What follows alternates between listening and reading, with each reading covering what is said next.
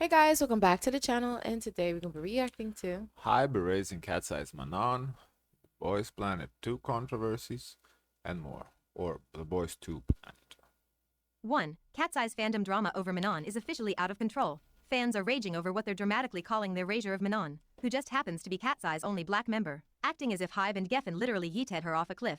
Despite all members clearly being people of color themselves, according to the stans, there's some massive conspiracy at work. Manon is supposedly getting iced out, sidelined and essentially erased from Katseye promotions. Fans are screaming racism, colorism, tokenism, mismanagement, you name it, they're yelling it. Let's unpack these so-called receipts of injustice that stans have meticulously compiled as evidence. Exhibit A, the infamous glossier billboard last May. Katseye had this big collab announcement, posing glamorously in front of their own billboard in LA. But wait, where's Manon? She wasn't there for the group shot because she was sick, something fans conveniently gloss over. When Manon visited solo the next day, fans cried foul, demanding to know why the company couldn't just wait. Look, I get being protective. But since when does a multi-million-dollar brand delay an entire scheduled billboard promo just because one member caught a cold? Welcome to the real world of corporate deadlines, something these stans clearly have zero understanding of. Then we got I don't know why this is becoming like a recurring narrative.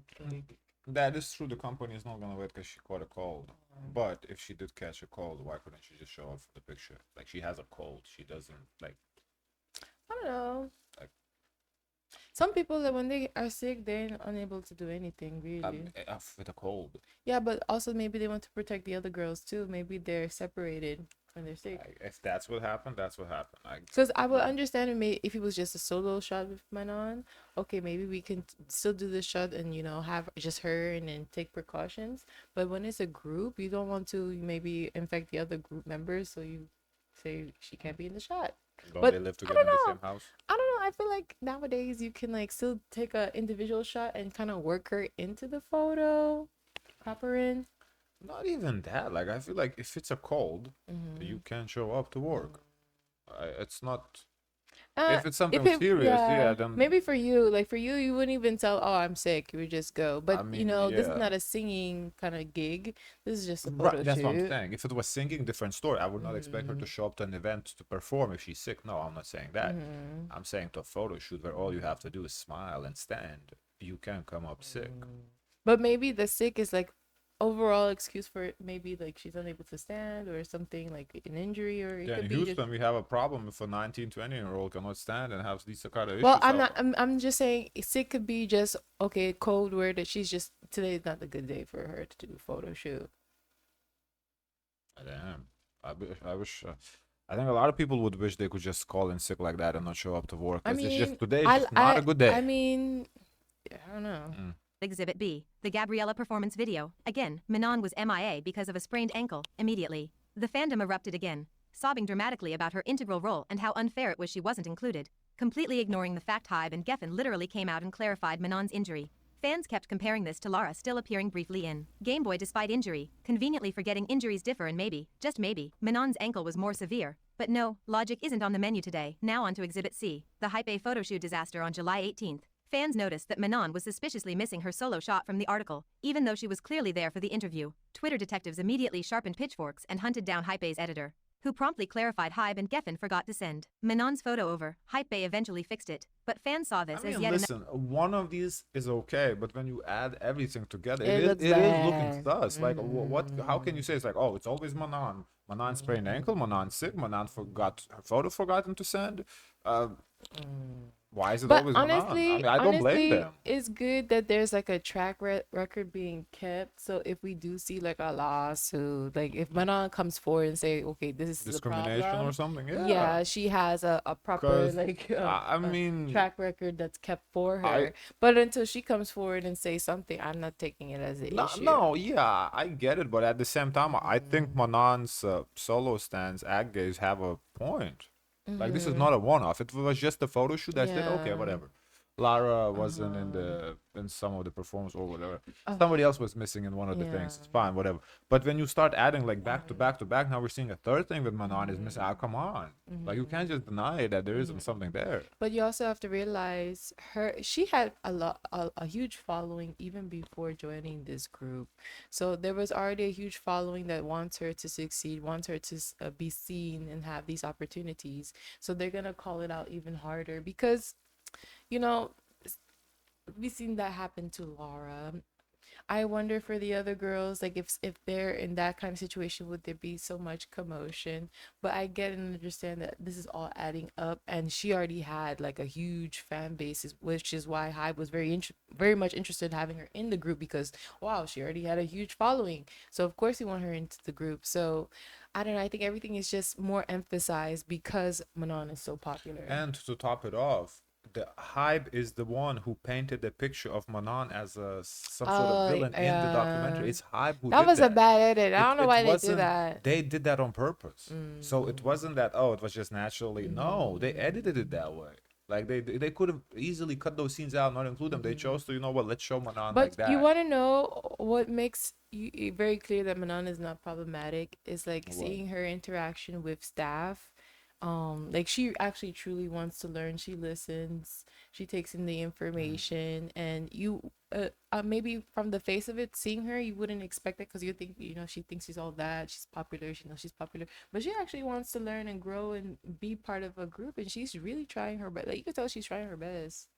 Another intentional slight. Let's be honest here. Is it unprofessional? Absolutely. But was it a calculated villainous plot to erase Manon from existence? Doubtful. Yet Stans had already labeled it Strike 3, clutching pearls and claiming, once is an accident, The thing twice a is with coincidence, Manon, 3 times a I have pattern. no But then came doubt, exhibit. like even if Hybe is trying to erase her, they can't because she was already a star when they got her. I feel like she's gonna be a star, period. So I'm just gonna go with how Manon is feeling. If she feels like it's a problem, then okay, I'm gonna stand up and say, oh, it's a problem. But if she hasn't said anything of it being a problem, then I'm like, it's okay. D. The Monster High collaboration. Mattel hooked Katseye up with custom dolls, each reflecting the girls' diverse cultures. Super thoughtful, right? Not according to Twitter, because the reaction video Katseye posted absolutely butchered Manon's moment. Everyone else got their cute little segment gushing over their mini-me dolls. Except Manon, the final edit basically yeeted her out. She barely appears, doesn't introduce her doll and doesn't even speak, with her stands Once again, arguing Manon's number doll was 4. arguably the coolest. That one with was braids bad. reflecting her actual natural hair. Yeah, this one does look sus. I'll admit. It was genuinely a trash edit and borderline cruel. Seriously, how hard was it to include 10 seconds of her talking? So of course. Come on, add everything together. You have to be in denial to say that there isn't something there. Yeah. Like I really don't blame Why the they fans. keep messing So up. why we keep messing up with Manon? Why Yeah. we're not messing up Yunche? Fans took this as definitive proof of a conspiracy, escalating it to full-blown racism allegations and comparing Manon's treatment to Normani's Fifth Harmony days or Leanne Pinnock's Little Mix struggles. The argument goes, girl groups don't deserve black members because companies always mistreat them.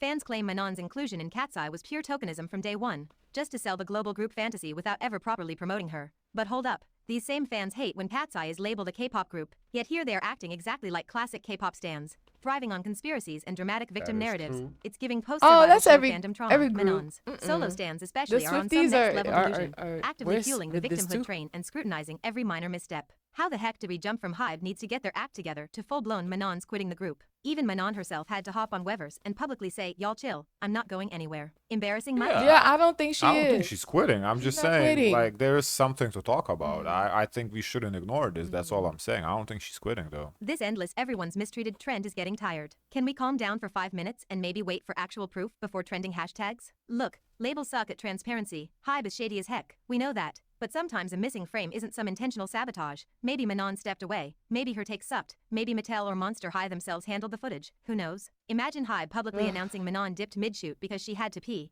Fans would literally eat her for unprofessionalism. And no label with 2 functioning brain cells is dumb enough to openly admit, yeah. I mean, yeah, sure, but I hope the photographer could wait for 10 minutes for her to take a piss or a shit or whatever. We deliberately cut our only black member because reasons. Unless Manon getting edited out becomes the label's favorite new hobby. Let's quit crying wolf. Conspiracy theories dressed as activism are exactly why people think fandoms are packed with overly emotional tweens hopped up on entitlement. This isn't about you becoming Twitter's favorite vigilante. It's about making sure Manon isn't thrown under the bus And just also, because. this is different. Like, if we were talking about this and it was something, oh, Manon only got 10 seconds in the song to sing, then we can sit here and say, well, she's not really a singer. That's, so we can kind of reason why she got 10 seconds. Like, you couldn't make the same argument about her being excluded because she got less singing time. But this is not it. This is not, and she is the visual of the group, and not include her in photo shoots Yeah. when you need that's what you have her for, essentially. Yeah. That is sus. She's There's the no doll way, that I remember to this day. It's the there's Seahawks there's doll. no way to deny this. As fans can't sit still for 5 minutes without drumming up unnecessary drama. 2. If you thought Mnet learned a single thing from the Produce 101 mess, Think again, Boys Planet 2 contestants were dropping apologies and scandals faster than Mnet could even air the episodes. Like honestly, do these producers even understand the concept of background checks? Did they even try? Or are they deliberately casting these garbage bags for free drama? Into this flaming mess waltzes Peng Jin-yu, a 19-year-old Chinese trainee introduced as an independent contestant, but instead of a Cinderella story, fans got served a full-on villain origin arc, barely minutes after his profile hit the app. Twitter detectives did what Mnet should have done in the first place, dug into his shady past, and turns out Jin-yu was an active participant in the trashiest corners of Chinese SNS, where he apparently spent his teen years flinging mud at idols he disliked. Among his greatest hits, calling BTS's Jungkook a wild boar, poor, violent, and casually accusing him of reckless driving and cheating, because defamation was his weekend hobby apparently. During peak Blink vs. Army battles around 2021, this guy was clearly waving the Blackpink banner, telling Jungkook to bow down to Lisa. Even aespa got dragged through his profile with disgusting insults. Yes, fan wars are stupid, but Jin-yu took it next level toxic. This wasn't your typical harmless shade or sarcastic clapbacks. This was calculated, aggressive and frankly gross. We're talking sexist language and deliberate dehumanization to score imaginary stan Twitter points. And yes, defenders are already crawling out from under their rocks, whining about how he was just a kid at the time. But let's get something straight. He wasn't some naive 10-year-old accidentally learning curse words online. He was 15, old enough to know better. Heck, most teenagers understand basic decency by then. So let's stop infantilizing this grown teenager who knew exactly what he was typing behind the safety of his anonymous stan account. This drama didn't fully explode until Peng Jin-yu made the galaxy brain decision to participate in Jungkook's 7 Dance Challenge to gain clout. Yes, the same Jungkook he once casually accused of cheating and reckless driving. Talk about peak hypocrisy. Armies rightly dragged him for exploiting the popularity of an idol he openly trashed, with them flooding Boys Planet's official channels demanding he get booted from the show immediately. Honestly, when it comes to ideas for your bath project, As I said you have in options. the other video when we actually covered this, he shouldn't be booted of that. I don't think that's grounds for booting because he talks some trash. But he should be voted out. If you fans feel that way, just vote him out. I think you guys are powerful, especially Army. That's true. You guys are powerful enough to Unless- put your votes together and vote him out. I think that should be the justice. Unless the votes don't mean anything. Oh, in that case, I don't know. I just The votes don't mean anything. yeah, I don't They're think just presentation. it's setting a good precedent to kick someone out for this. But I think the consequence should be just vote him out.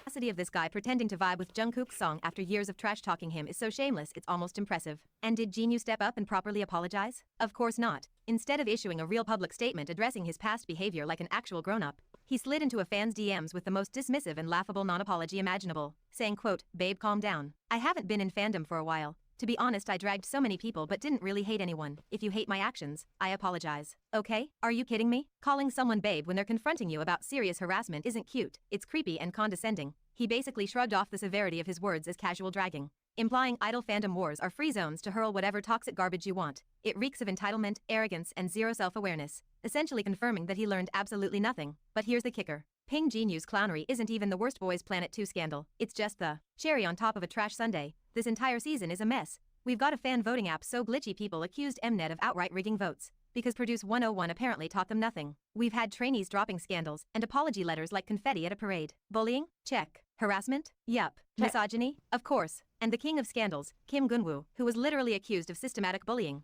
embezzlement and shady favoritism at his old company. This dude was still allowed to occupy the center role. I've already dissected that whole mess in detail in another video. I'll link it down below. At this point, it's not just about one problematic trainee. It's about the blatant negligence of a network and production that continually refuse to conduct proper vetting, background checks, or any basic due diligence. How the heck are fans This doing a always better job at happens, background like- checks with Google and Twitter searches than an With everything, I feel like even like in reality TV shows, like for example Love Island, I feel like the fans were able to vet the contestants better than the actual producers, because some people who ended up on the show, they're like, how did you even pass like vetting? Like it took a simple like Google search, Twitter search to see, okay, this person should not be on TV.